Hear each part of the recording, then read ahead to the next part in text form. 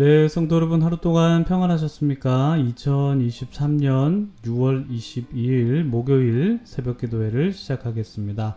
우리 함께 기도하시겠습니다. 참 좋으신 하나님 아버지, 오늘도 하나님을 바라보며 우리의 하루를 시작할 수 있게 해주셔서 감사드립니다.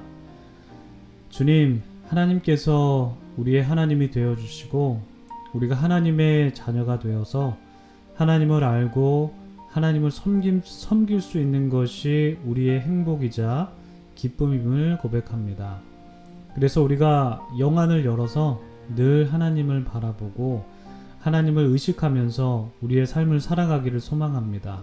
비록 우리가 하나님을 닮기에는 부족한 점이 많지만 그럼에도 주님께 나아가는 것이 우리의 기쁨임을 고백하고 주님과 동행하는 것을 멈출 수는 없다는 것을 우리가 다짐하며 고백합니다. 주님, 비록 우리는 연약하고 때로는 양처럼 각기 제 길로 향할 때가 많지만 늘 우리를 돌이켜 주시고 주님 곁에 있게 해주시는 그 은혜에 감사드립니다. 오늘도 우리의 마음을 말씀 속에서 점검하면서 하나님을 닮아가는 우리가 되기를 소망합니다. 우리가 함께 신앙생활을 하면서 주님을 함께 바라볼 수 있도록 도와주시고 신실한 하나님을 믿으면서 우리에게 주어진 삶의 여정을 올곧게 걸어갈 수 있게 해 주시옵소서. 감사드립니다. 예수님의 이름으로 기도드립니다. 아멘. 오늘 저희들에게 주신 하나님의 말씀은요, 데살로니가전서 2장 1절부터 12절까지 말씀입니다. 데살로니가전서 2장 1절부터 12절까지 말씀 봉독해 드립니다.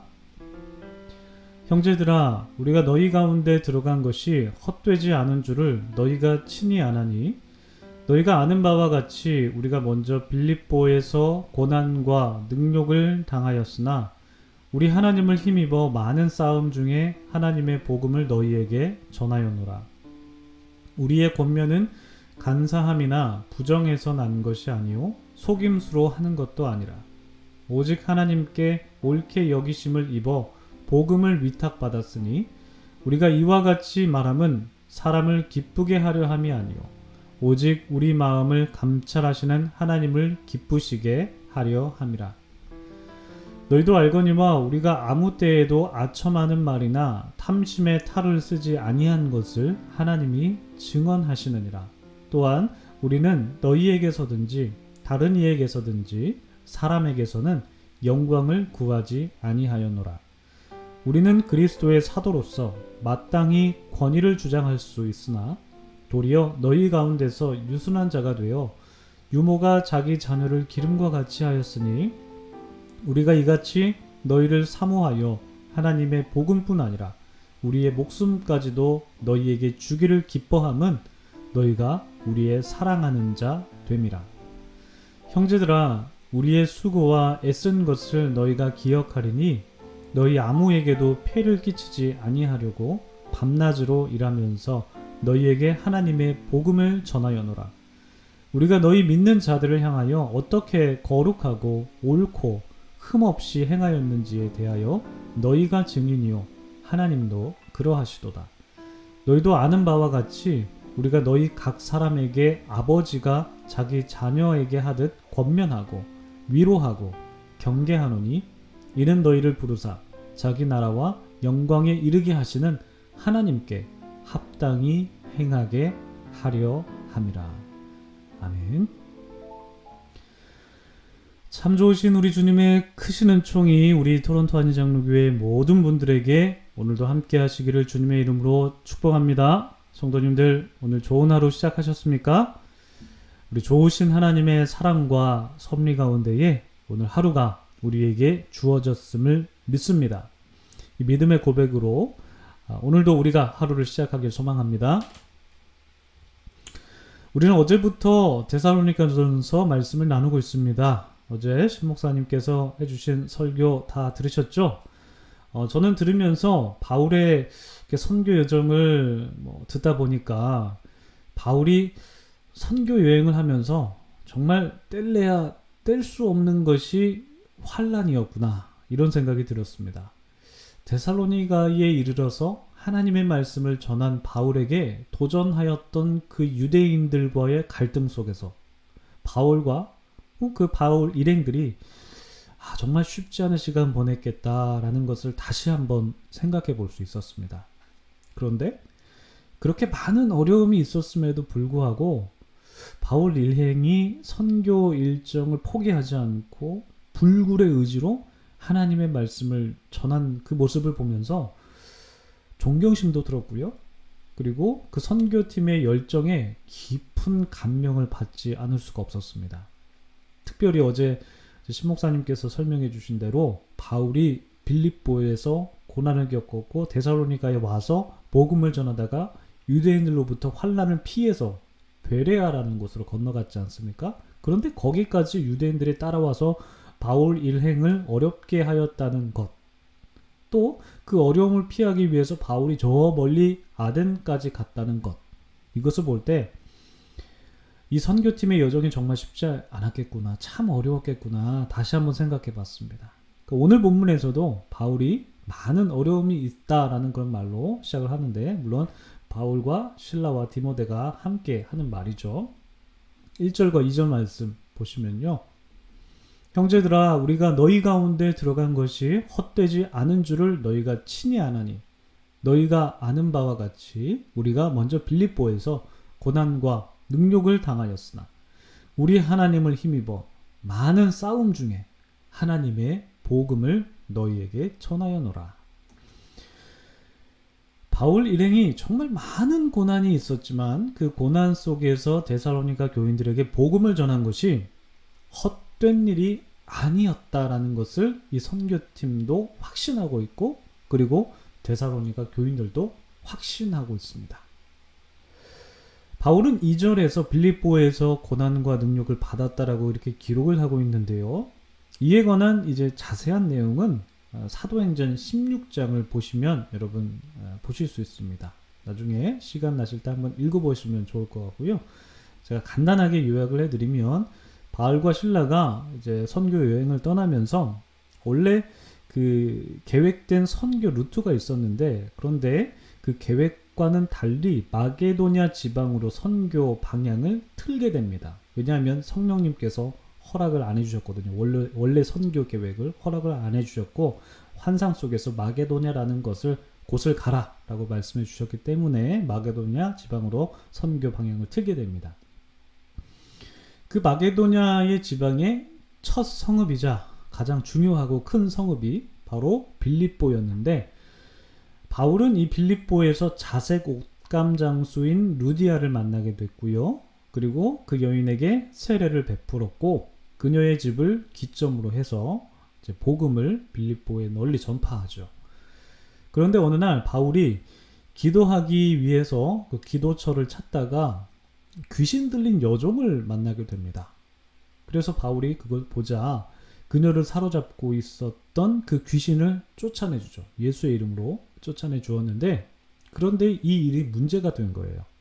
왜냐하면 이 귀신 들린 여종을 이용해서 점을 쳐서 큰 수익을 벌어들인 사람이 있었는데, 이 사람이 이제 자신의 수입원을 잃게 된 것이죠. 왜냐하면 귀신 들린 여종이 그 귀신이 떠났기 때문에 수입원을 잃게 되었습니다. 그래서 이 사람이 억하심정에 바울과 실라를 그곳 관리들에게 넘겨줍니다. 그래서 관리들이 이제 바울과 실라를 때리고 감옥에 투옥시키죠. 그래서 바울과 실라가 이제 매 맞고 이렇게 투옥됐는데, 그들이 투옥 중에도 하나님을 막 찬송하지 않습니까? 찬송하자 어떤 일이 일어났습니까? 감옥문이 열리는 아주 놀라운 기적이 일어났죠. 그리고 그 일을 계기로 바울과 실라가 간수에게 복음을 전하기도 했죠. 굉장히 유명한 사건입니다.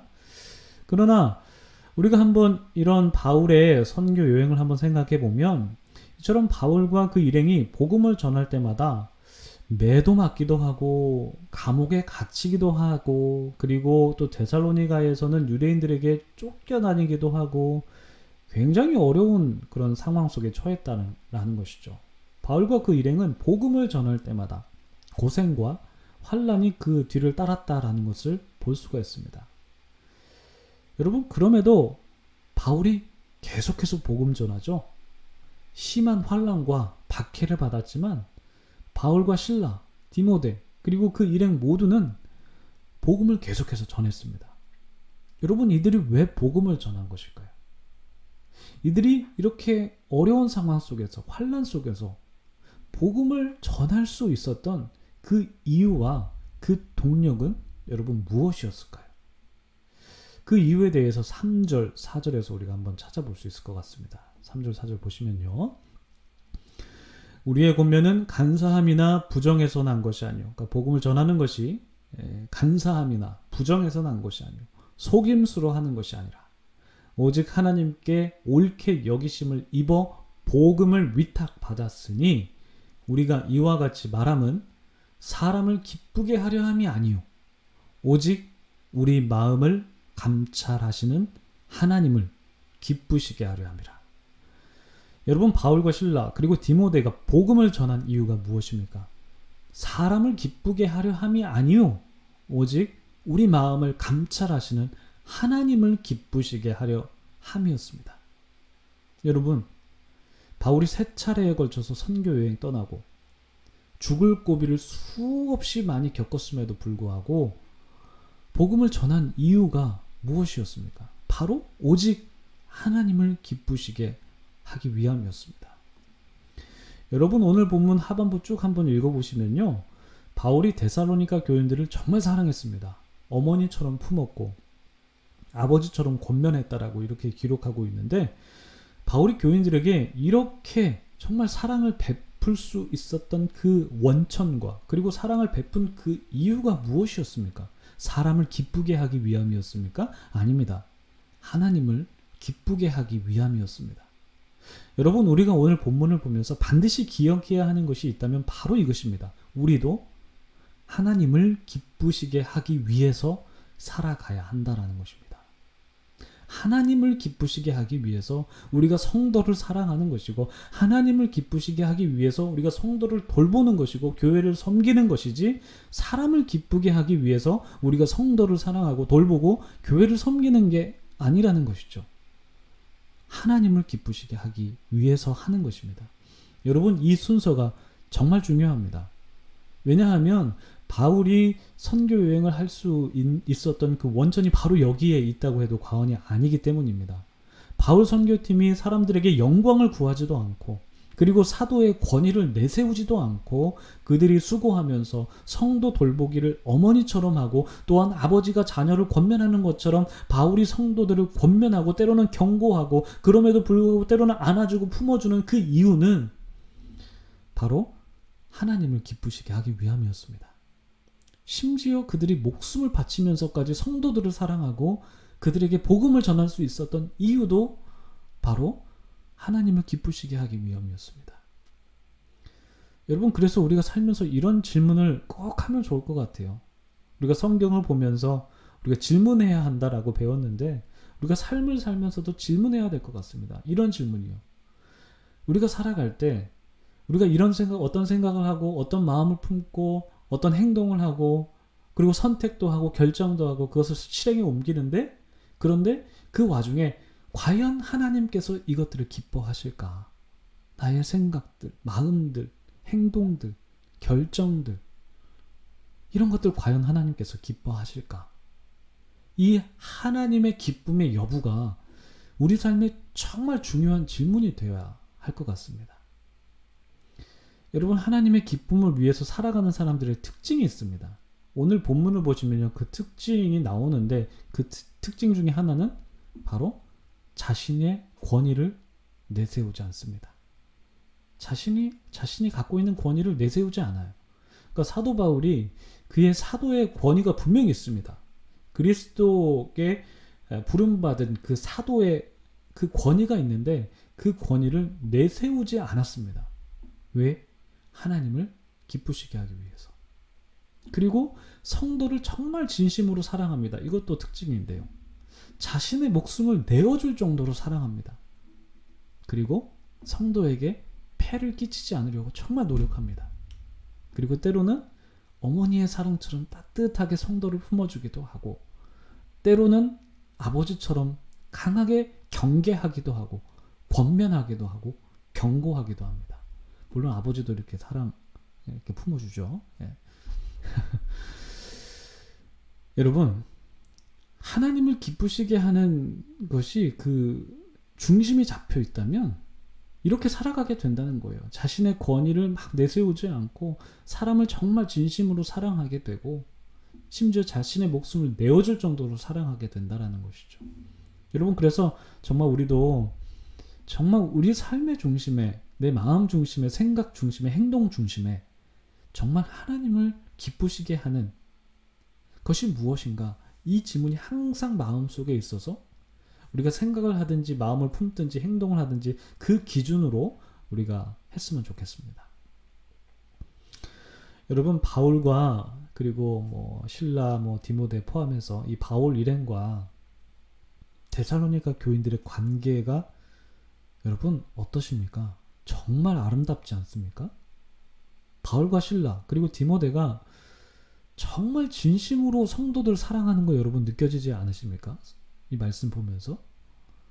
그리고 그들을 위해서 정말 말씀을 잘 가르치려고 하고, 그리고 데살로니가 성도들은 그 말씀을 사람의 말이 아니라 정말 하나님의 말씀으로 받고 그 말씀대로 살려고 노력하는 이 두 관계의 모습이 정말 아름다운데, 그런데 이 두 관계, 이런 모습이 성립될 수 있는 그 중심과 원천이 무엇이겠습니까?